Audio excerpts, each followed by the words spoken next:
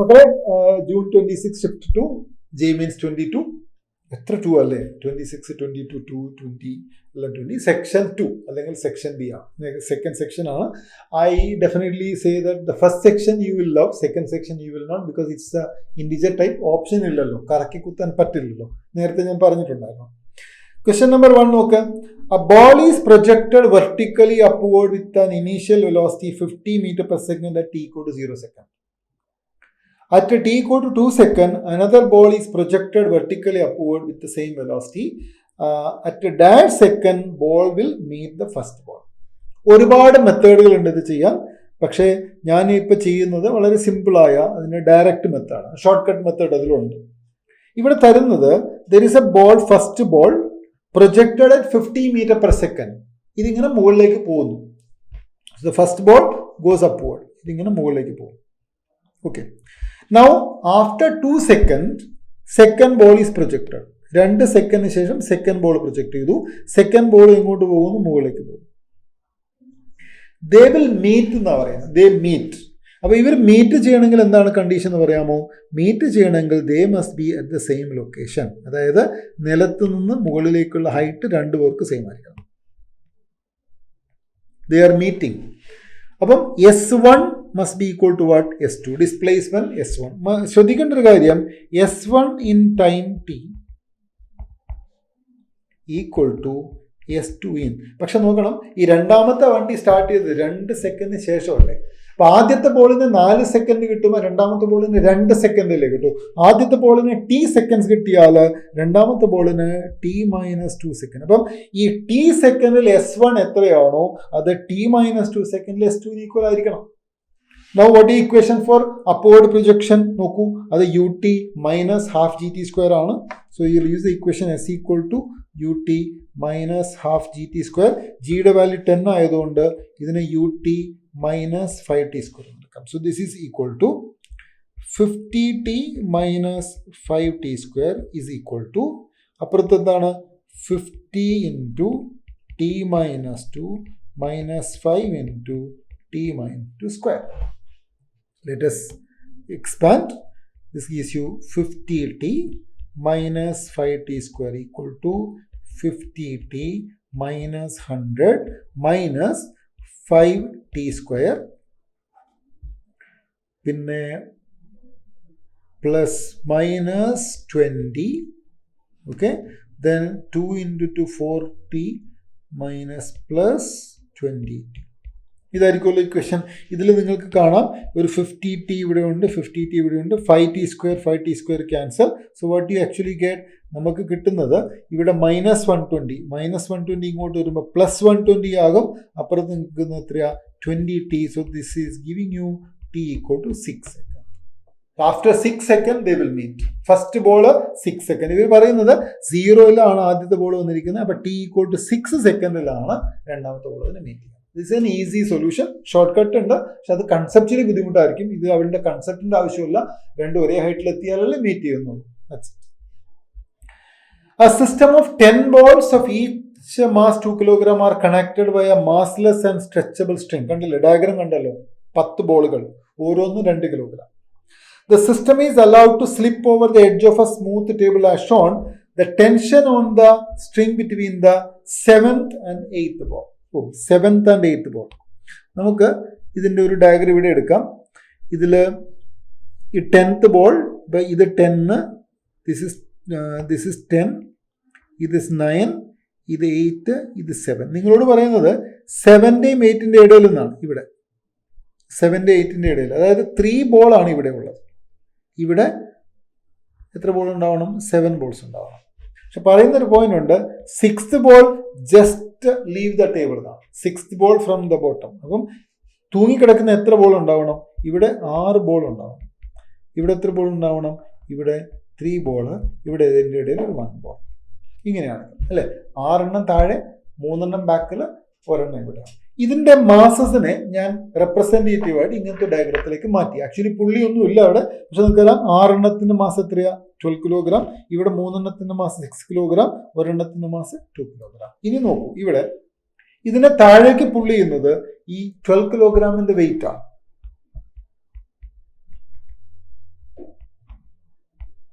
ഈ folding force എത്രയാണ്? അത് 12 ഇൻറ്റു 10 ആയ 120 ന്യൂട്ടൺ ആണ്. ടോട്ടൽ മാസ് എത്രയാണ് മൂവ് ചെയ്യേണ്ടത്? ടോട്ടൽ മാസ് അത് 10 ഇൻറ്റു 2 20 കിലോഗ്രാം ആണ്. ദെയർഫോർ ആക്സിലറേഷൻ എത്രയാണെന്ന് പറയാമോ? അത് 120/20 ആയ 6 മീറ്റർ പെർ സെക്കൻഡ് സ്ക്വയർ ആണ്. ശരിയല്ലേ?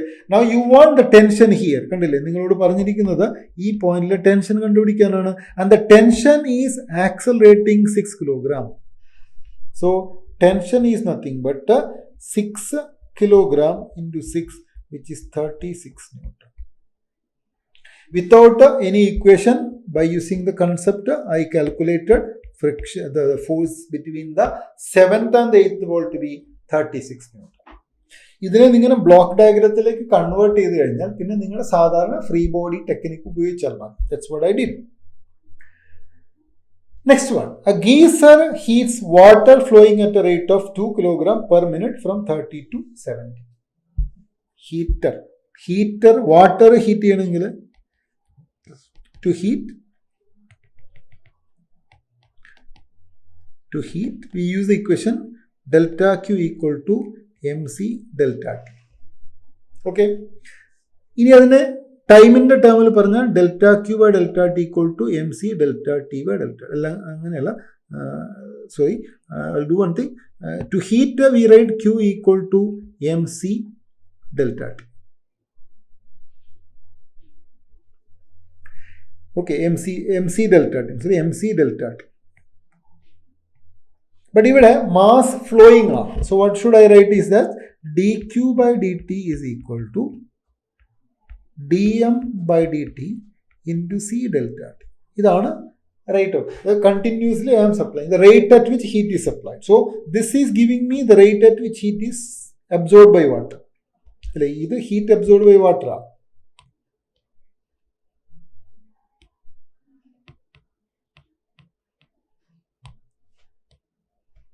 So this is giving me rate at which heat is absorbed by water. And who is giving it?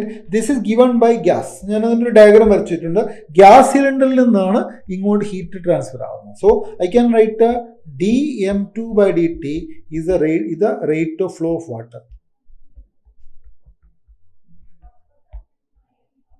Mass rate. Okay. ഇനി ഇവിടെ ആണെങ്കിൽ I'll write dm1/dt. It is the rate at which fuel is burnt. കണ്ടോ, ഒന്ന് വാട്ടറിന്റെ മാസിന്റെ rate, അടുത്തത് ഇതിന്റെ മാസിന്റെ rate. ഇവിടെ ഞാൻ എഴുതേണ്ടത് dm2 ആണ്. dm2 C delta T. ഇനി heat supplied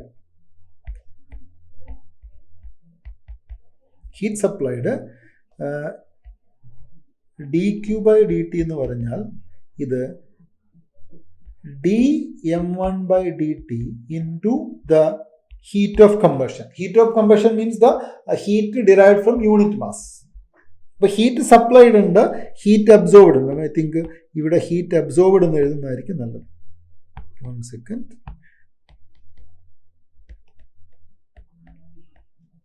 Heat absorbed by water is there, equation 1. Heat supplied by the fuel is there, equation number 2. Calorimetry says these are equal.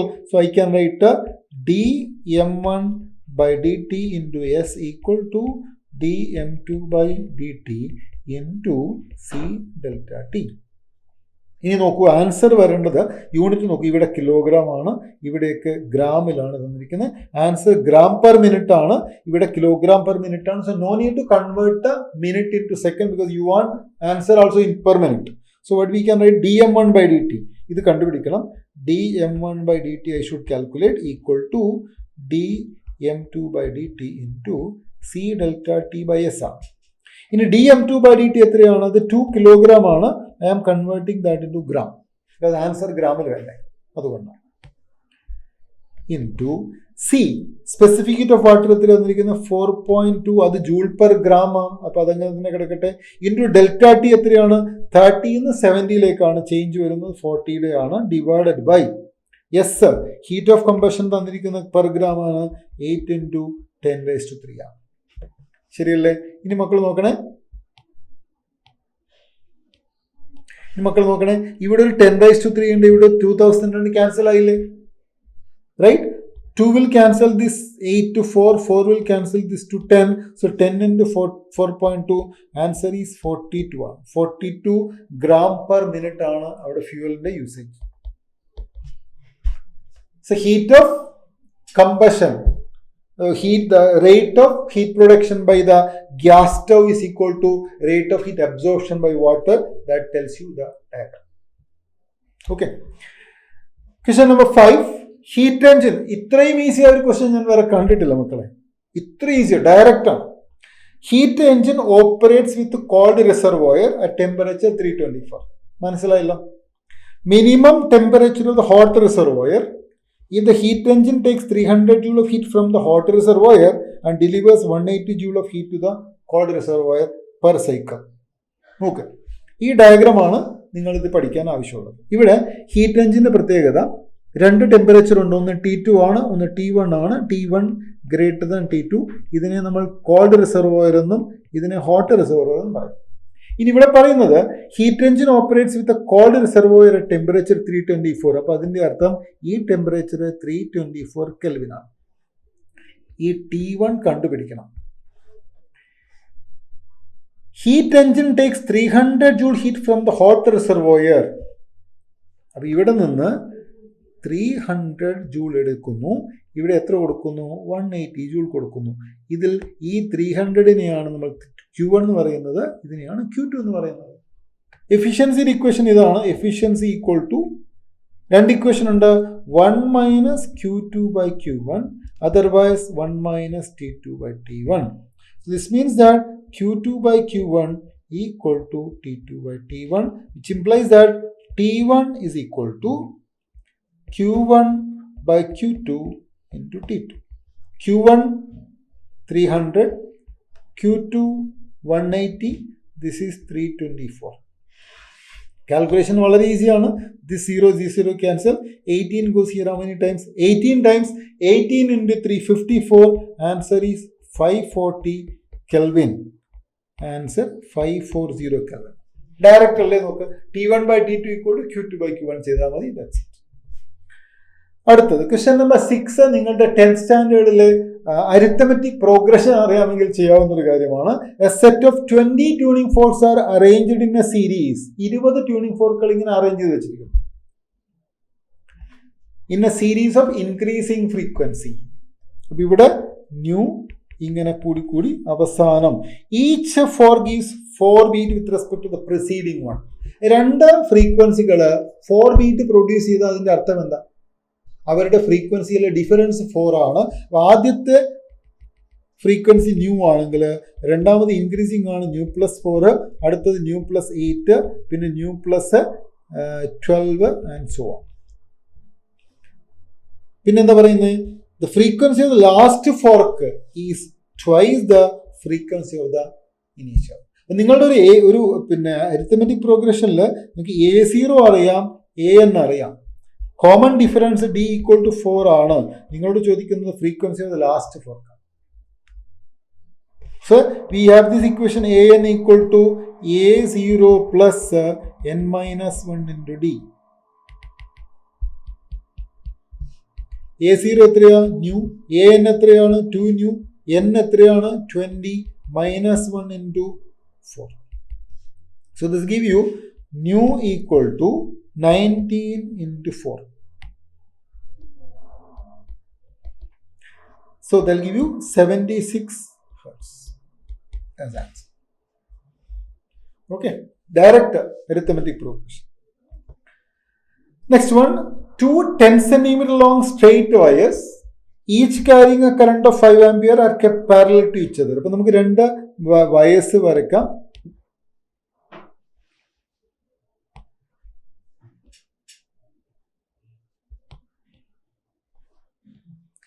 രണ്ട് പാരലൽ വയേഴ്സ് ഉണ്ട്. അതിൻ്റെ length എത്രയാണ്? 10 centimetre ആണ്. Separated by a distance D ആണ്. Both carries current 5 ampere. This is 5 ampere, this is 5 ampere. Separation D കണ്ടുപിടിക്കണം. അത് സെന്റിമീറ്ററിലാണ് വേണ്ടത്. അതുകൊണ്ട് ഈ യൂണിറ്റ് അങ്ങനെ തന്നെ വെച്ചാൽ മതി, മാറ്റണ്ട. What is equation for force per unit length between 2 wires? mu naught I1 I2 divided by 2 pi d. So naturally d equal to mu naught I1 I2 divided by 2 pi into L by F. ഇതല്ല equation. mu naught by 4 pi എന്ന് പറയുന്നത് വേണ്ട ഇങ്ങനെ എഴുതാം, 4 pi into 10 raised to minus 7 by 2 pi into currents both are 5 into 5 into length 10 centimeter divided by force എത്രയാണ് 10 raised to 5 minus 5 Newton. What happens now? What happens? Pi cancel pi, 2 cancel this to 2, 10 raised to minus 5 cancel to 10 raised to minus 2. So this will give you 5 into 5, 25 into 2, 50, 50. Yeah, so there is a 10 raised to minus 2. So 5 into 5 into 2, 50 into 10 raised to minus 2 into 10 will give you 5 centimeter as answer. Simple, direct. Now this one, a small bulb is placed at the bottom of a tank containing water to a depth of root 7. So there is water at a depth of root 7. The refractive index of water is n is given as 4 by 3. The area of the surface of the water through which light comes out. This is നിങ്ങൾ NCERT question ആണ്, നിങ്ങൾ പഠിച്ചിട്ടുണ്ടാവണം. Due to total internal reflection, light will come only through that circular region which has got a radius r, and that radius r is given by a shortcut equation. What is that equation? D by root of n square minus 1, where d is the depth, n is the refractive index. What you want? You want the area. Area എന്ന് പറയുമ്പോൾ pi R square ആയിരിക്കണ്ടേ, അപ്പോൾ അത് pi D square by N square minus 1. So pi into D square ഈ 7 അല്ലേ, D square 7 ആണ്, metre സ്ക്വയറിലാണ് വേണ്ടത്. അപ്പോൾ ഇവിടെ മീറ്ററിലാണ് എല്ലാ യൂണിറ്റും തന്നിരിക്കുന്നത്. 4 by 3 square minus 1 will give you pi into 7 by 16 minus 9 by 9.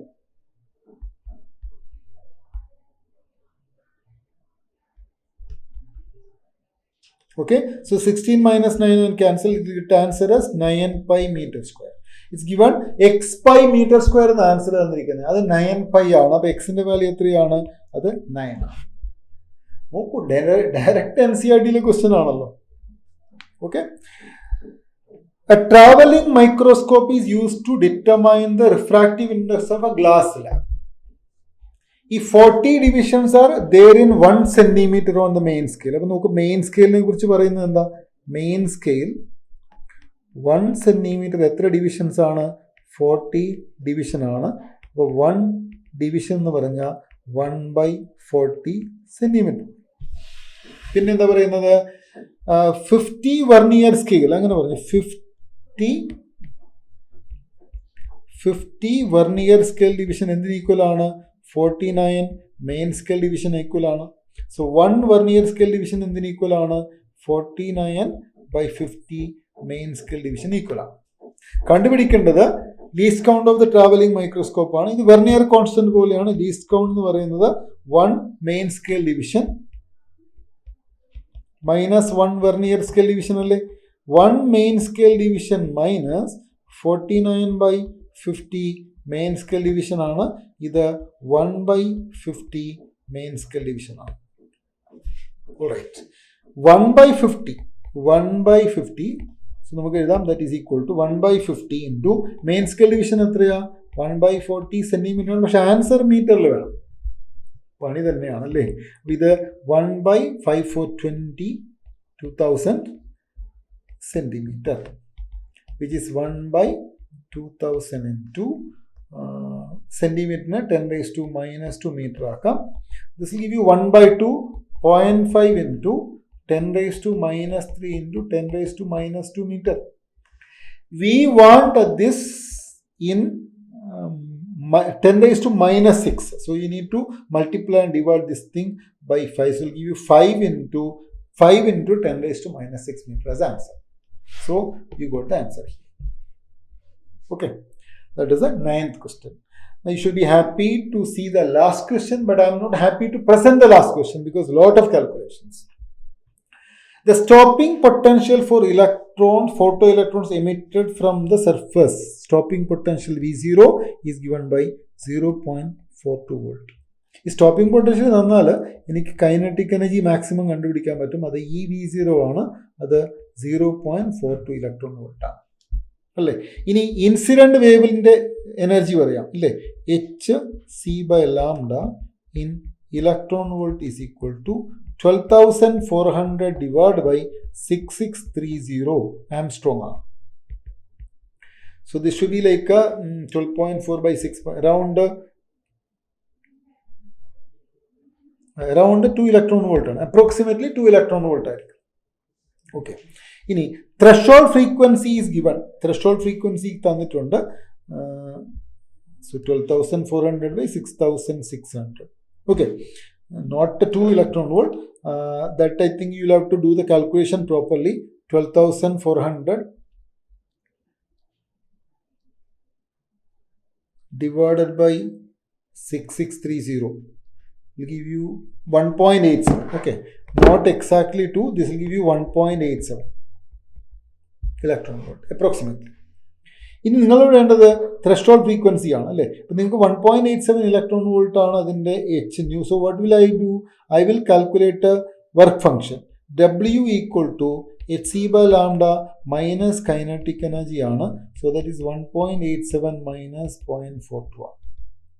This around 1.4 electron volt കിട്ടും. ഇനി കറസ്പോണ്ടിങ് വേവ് ലെങ്ത് കണ്ടുപിടിക്കാം, അല്ലെ ഫ്രീക്വൻസി കണ്ടുപിടിക്കാം. What is the wave length in Armstrong for this one? അത് 12,400 by 1.4 ഇലക്ട്രോൺ വോൾട്ട് ചെയ്താണ്.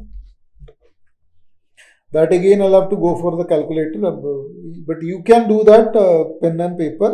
12,400 divided by 1.4 will give you 8857 Armstrong. 8857 Armstrong ആണ്. Now we need to find out the nu. Nu is nothing but c/λ 3 into 10 raised to 8 divided by 8857 into 10 raised to minus 10. Okay, this can be also written as 3 into 10 raised to 8 by, ഇതിന് approximately 9 into 10 raised to minus 7 എഴുതാം. So you'll get 3 by 9, 1 by 3. You'll get 1 by 3 and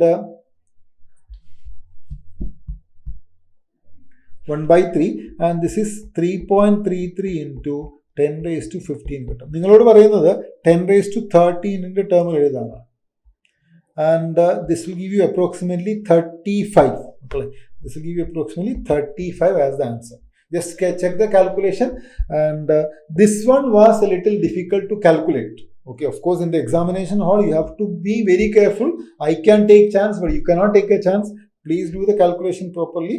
Check for any error in here and practice a lot of questions like this one.